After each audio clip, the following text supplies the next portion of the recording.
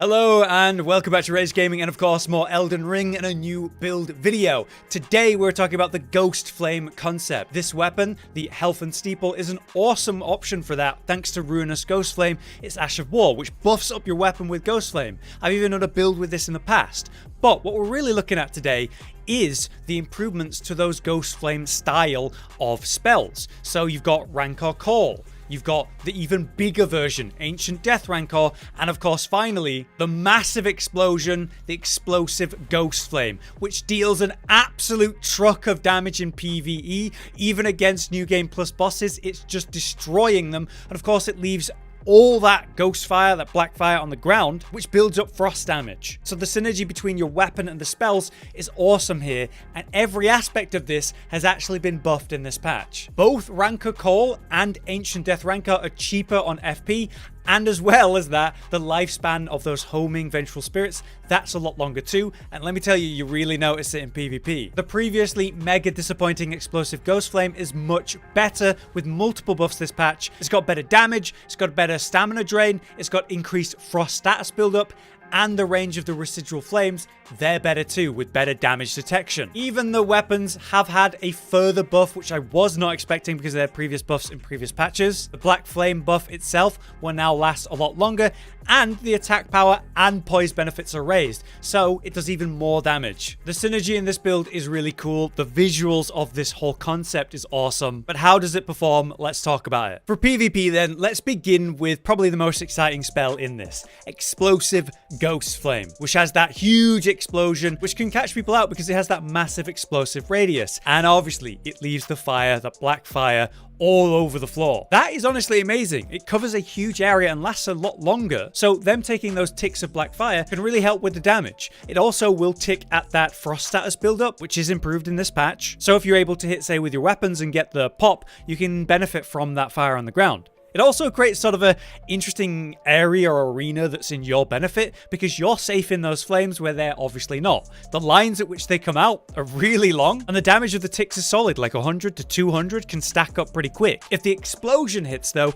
you can deal upwards of 800 or higher against someone with lower resistances. So the damage is overall and the threat that it builds is definitely relevant. The downside is naturally that it has a lack of hyper armor or real protection, so you are exposed if using it blindly and they do hit you during. However, I like just using it near the start of the fight to create that arena, to create the threat, and it might force them to rush me down where I'm happy because I have my swords. Helphen Steeple as a weapon with its buffed Ash of War is awesome now. You got really good damage per hit, and the poise improvement that was vital for this patch where, you know, so many people have more poise now. Power stancing 2 of these buffed up feels and looks amazing. I love the Greatsword power stance moveset. I feel it's very versatile and strong, and of course you can throw out the one hands for other options too. You know, changing up the speed and pace of your attacks. When they're double buff though, they do hit really hard, and of course you have the frost buildup potential. Not to forget, the buff lasts way longer this patch, so it's no longer irritatingly short as it used to be. However, the star of the show for PvP is actually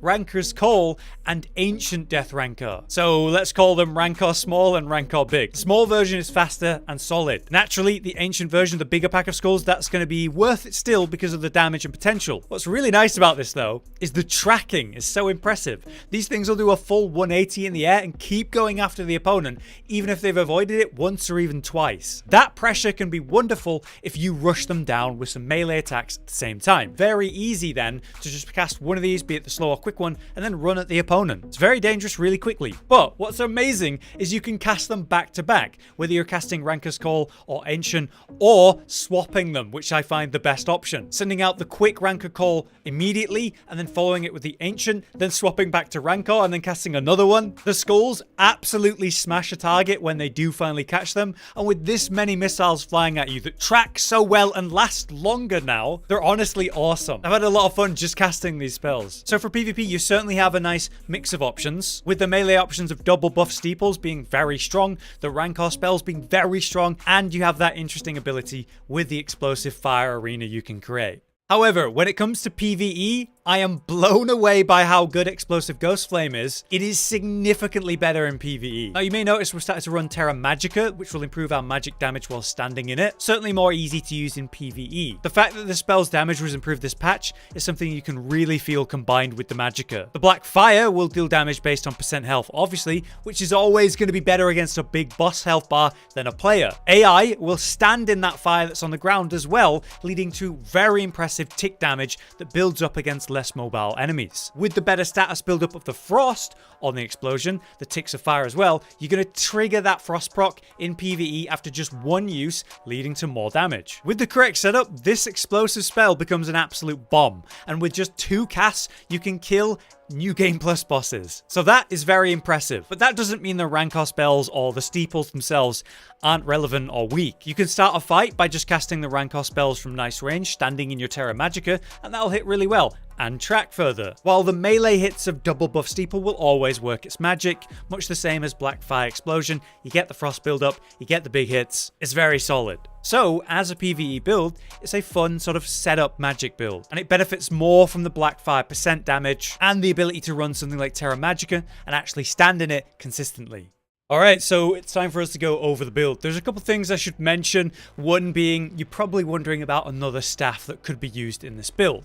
So let's start with what we are using and what you can also consider. Obviously, we have the Helphen Steeples in both +10, and then we're using Lusat's Glintstone Staff. This is a really high in scaling staff, obviously, but it improves the power of sorceries at the cost of additional FP cost. If you don't like that, you could look at carrying Regal Scepter, or you could run a lower int build and then get the benefits of the Prince of Death staff, which does improve death sorcery specifically. The reason we want high int though is to get the most out of the Steeple, increasing their damage as well as the spells. For our armor, we're using the Spellblade or Rogier's set. Each one of these improves our magic abilities by 2%. We have for our talismans the Graven Mass Talisman, obviously raising the potency of our sorceries. We have Godfrey Icon for our charged spells, such as the Explosive spell, Child of Alexander for Ash of War, and Magic Scorpion Charm for better magic damage in PvE. If you are in PvP, I would strongly recommend you run instead Tree's Feather, some defensive options depending on what you're against, or potentially a Bull Goat's Talisman to further improve your poise and hopefully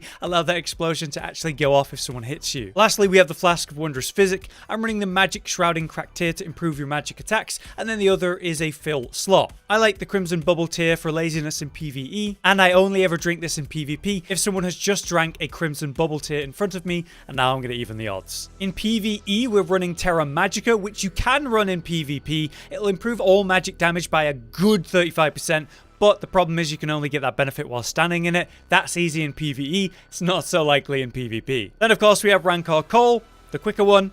We have Ancient Rancor, Death Rancor, which is going to be more effective but more expensive. And the all-important Explosive Ghostflame, dealing so much damage in one hit. For a quick look at the stats though, we're maximizing our numbers as best we can, but there are some sacrifices needing to be made because we do need 30 faith for our spells and 19 strength to actually use the weapons. So 20 mind seems to be enough, 16 endurance is enough to get away with what we're equipping and not be fat rolling, meaning we can get away with 55 vigor rather than the ideal 60 and 69 intelligence rather than the ideal 80. But of course, feel free to change these stats how you want and run whatever you feel.